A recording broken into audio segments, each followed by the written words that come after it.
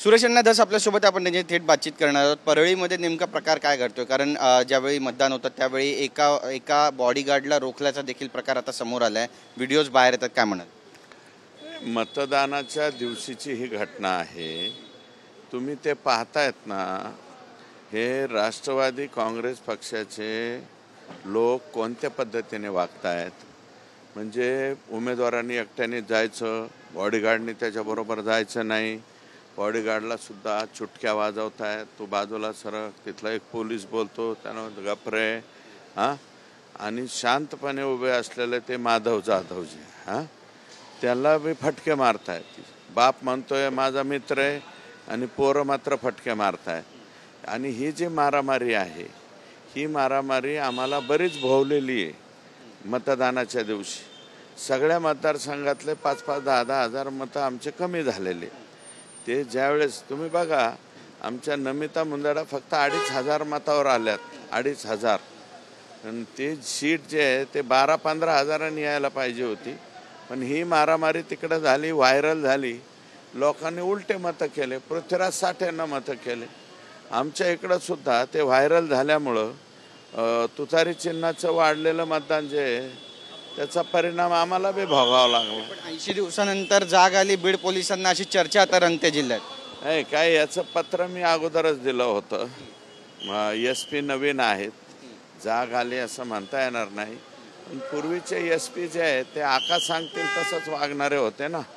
ते CM साहेबांनी काढले ते बरोबर काढले, आणि भविष्यात सुद्धा ते असे कुठल्याही ॲक्टिव्ह पदावरती नाही गेले पाहिजे असे माणसं। नंदकुमार ठाकूर, मधले बारगळ, हे असे अधिकारी फक्त स्वतःचे तुंबड्या भरायच्या आणि बाकीच्या लोकांना मोकळं सोडून द्यायचं। कशाचाच काही तपास करायचा नाही, म्हणजे जंगलराज उभा करायचा असा प्रकार। आणि परळीमध्ये जंगलराजच होतं। आत्ताशी थोडंसं लोक निश्वास टाकायला लागले। हे असे व्हिडिओ सापडून आणखी गुन्हे दाखल करायचे म्हणल्यावर आणखी 100 गुन्हे दाखल होते। पण त्यांचा मुलगा आणि इतर 5 जणांवर आता गुन्हे दाखल झालेले आहेत।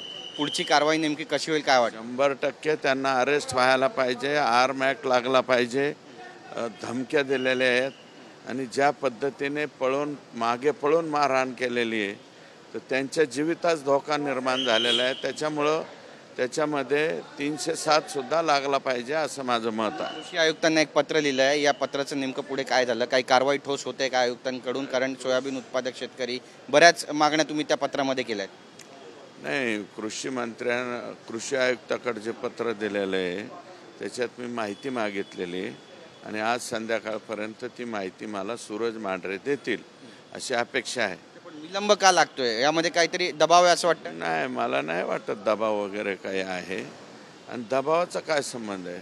आमदार म्हणून माझं स्वतःचा तो अधिकार आहे। मला राज्य शासनाच्या कोणत्याही विभागाची कधीही माहिती मागता येते, तो माझा राईट आहे। त्या राईटप्रमाणे मी दिलेलं आहे। सूरज मांढरे मला वाटतं चांगले अधिकारी आहे। म्हणजे त्याच्यामध्ये काय काय झालेलं आहे ते पाठीमागं झालेलं आहे, त्याचे डॉक्युमेंट मग मागितलेले। एक 5-6 हजार पाणी काहीतरी डॉक्युमेंट मला आज मिळणार आहे। संतोष देशमुख हत्याकांड प्रकरणाला जवळपास 3 महिने होतात आहे, एक आरोपी अद्यापही फरार आहे। काय म्हणावं, कुठे चुकतंय पोलिसांचं? पकडू शकत नाही पोलीस? त्याचे आता ट्रक्स, घर सगळं काही अटॅच केलेलं आहे। सापडेल तो, कुठे जाईल? तो कृष्णा आंधळे नावाचा जो बारका मुलगा आहे तोही सापडेल, कोणी वाचणार नाही। तुमच्यावर पण बरीच टीका टिप्पणी आता होऊ लागली। अंजलीताई दमानी या ज्या पद्धतीनं भूमिका मांडतायत, तुम्ही काही स्पष्टीकरण याबद्दल देणार? मला त्यांच्याबद्दल काहीही बोलायचं नाही। मी एकच माझं टार्गेट आहे की ज्या टार्गेटपासून मला तुम्ही बाजारला जायला लावू नका। मी अंजलीताईंवरती बोलत नाही, मी आमच्या जिल्ह्याच्याच आहेत ताई, त्या मशालीच्या, त्यांच्यावरती बोलत नाही। तुम्ही इतरांवरती मला बोलायला लावू नका। माझं टार्गेट जे आहे ते परळी म्हणजे बीड जिल्ह्यातली गुंडगिरी, झुंडशाही संपली पाहिजे, हे आमचं ध्येय आहे। धन्यवाद आमच्याशी बातचीत केल्याबद्दल। कॅमेरा पर्सन योगेश गुरवचा, गिरीश गायकवाड, TV9 मराठी, मुंबई।